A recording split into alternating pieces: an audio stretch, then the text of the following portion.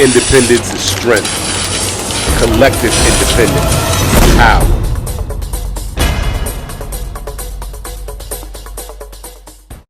You know, hip-hop is a powerful thing,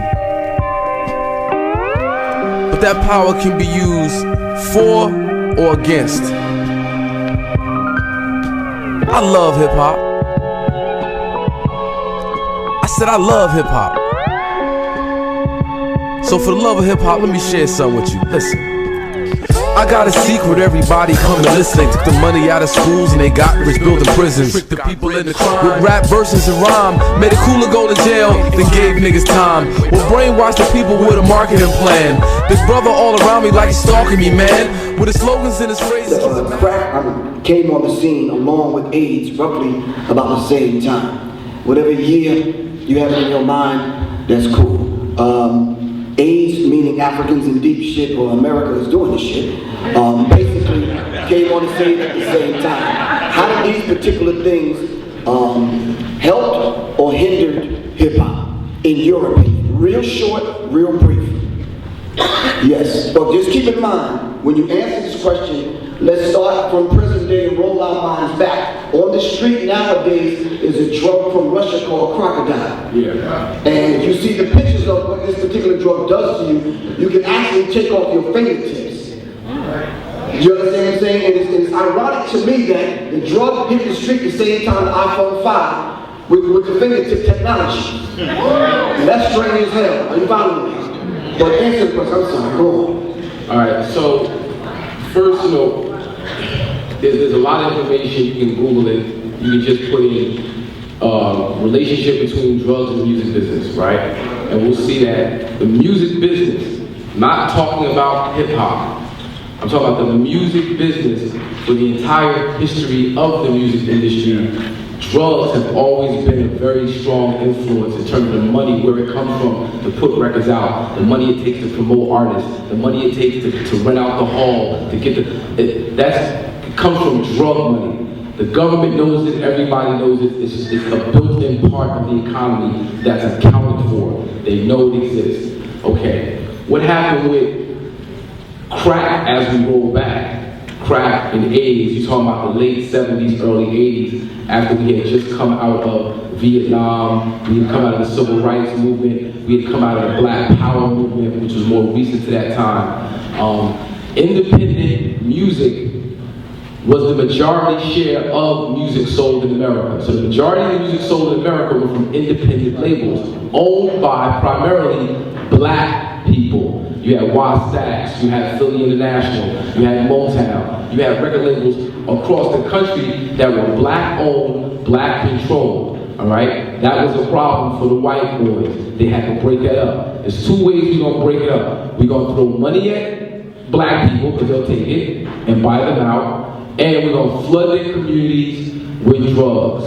Now we know crack came about Iran-Contra scandal. Oliver North, George Bush, Ronald Reagan allowed coke to be brought into the nation, and they supplied this drug dealer named Freeway Ricky Ross. Freeway Ricky Ross, back in the early 80s, him and his partner Michael Harry Harrison had a large share of that coke coming in, turning it to crack. Now we know Freeway Ricky Ross ended up getting arrested, jail, he's out now. Some rapper took his name and is running with his whole thing. Michael Harrison, when he got locked up in the 80s, had a lawyer named David Kenner. David Kenner was introduced by Michael Harrison to Suge Knight. They start Death Row Records.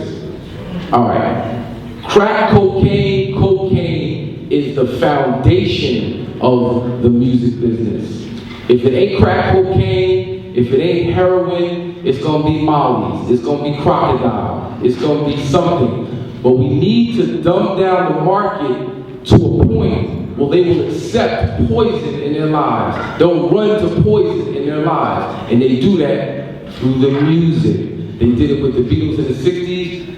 Lucy in the Sky with Diamonds was a code term for LSD. They get the culture open for drugs, which deteriorates our moral fiber, our value structure, we lose ourselves, we get lost up in the nonsense, and then we get raped. And the same thing happens over and over and over again.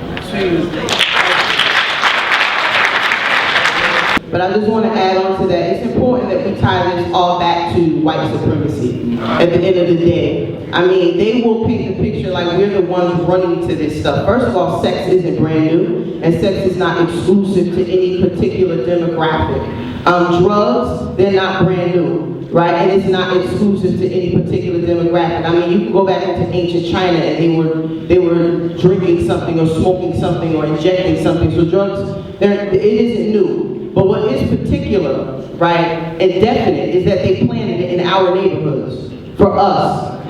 They wanted to kill us. So whether they were coming to the projects in the 70s, shopping Newports in the hood, right, giving them out free to children, right, whether they were bringing HIV into our neighborhoods and they're saying that the drug came from Africans, right, or we were eating monkey brains. That was one of the rumors, right? Show of hands if any of you've ever heard of that rumor before, right? I'm not making this stuff up, right? And then they pump crack into our neighborhoods. But then they also present the antithesis, right? They also say we have the remedy for that. That is the crux of what white supremacy does. They will make you sick and then provide you with the remedy. And you eventually turn out to be a rat running around in a circle or some kind of sick dog chasing your tail. And at the end of the day, we have to be maniacal when it comes to pointing the finger at white supremacy. It's almost like we're afraid to say it. It's almost like we're afraid for it to roll off of our tongues. But we have to get adamant and serious about this thing and talk about it for what it is. Because that's exactly what it is. It's in our grocery stores. It's in our public school system. It's in our neighborhoods, if you want to call them your neighborhoods, right? It's white supremacy at the end of the day.